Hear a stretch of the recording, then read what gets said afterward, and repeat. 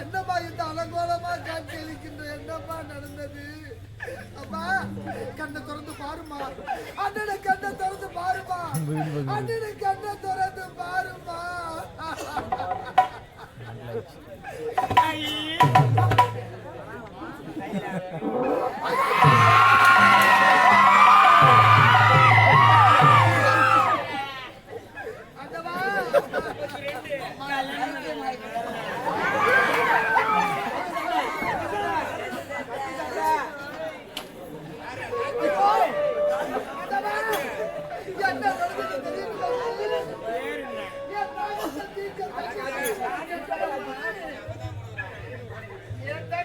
பைத்தியமாக அலைகின்றாளே அம்மா, ஆண்டவா என் தங்கச்சிக்கு என்ன நடந்தது தெரியலையே. அம்மா புத்தனக்கு அண்ணனை பாருமா, அண்ணனை பாருமா தங்கச்சி. ஆண்டவா சோதனை ஆண்டவா, நாட்டை இழந்து பெற்றெடுத்த தாய் தந்தைய பிறந்து இப்படி அனாதையாக நடு வீதிக்கு வந்து விட்டோமே. என் தங்கச்சிக்கு என்ன நடந்தது ஒன்றுமே புரியவில்லையே அம்மா. என் தங்கச்சி பைத்தியமா அழைகின்றாளே தங்கச்சி. அம்மா உனக்கு என்னம்மா நடந்தது?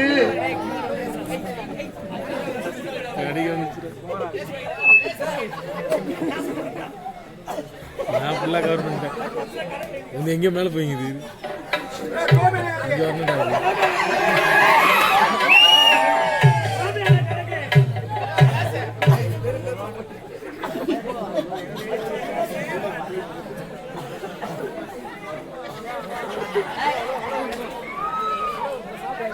பாரதி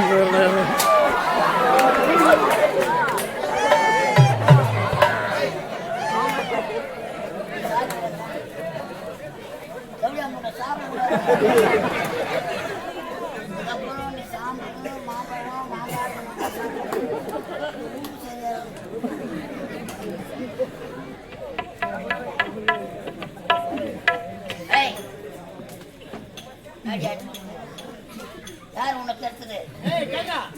யாரு வைத்தியா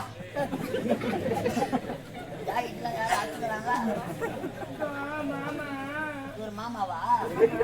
ஐயோ தங்கச்சி. அம்மா நான் அண்ணம்மா, நான் ஒரு அண்ணம்மா. ஐயோ இறைவா என் தங்கச்சிக்கு என்ன நடந்தது தெரியலையே. இப்படி பைத்தியமாக பித்து பிடித்தது போல் அழைகின்றானே ஐயா. நான் குற்றம் செய்யவில்லை ஐயா. அவ என் தங்கச்சி ஐயா, என் தங்கச்சி ஐயா. இரு பார்வையும் தெரியாத நீ ஒரு பெண்ணை கெடுத்து கற்பை அழித்திருக்கிறார்.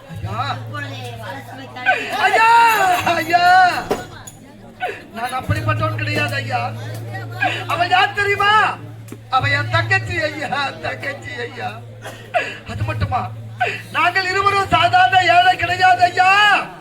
நான் ஒரு நாட்டை ஆள வேண்டிய இளவரசன் ஐயா, இளவரசன். ஒரு நாட்டை ஆளக்கூடிய இளவரசரா?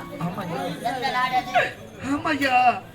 இது என்னுடைய வாழ்க்கையில் விளையாடி விட்டது ஐயா, விளையாடி விட்டது. என்னுடைய நாடு எப்படிப்பட்ட நாடு தெரியுமா? என் நாடு எப்படிப்பட்ட நாடு தெரியுமா?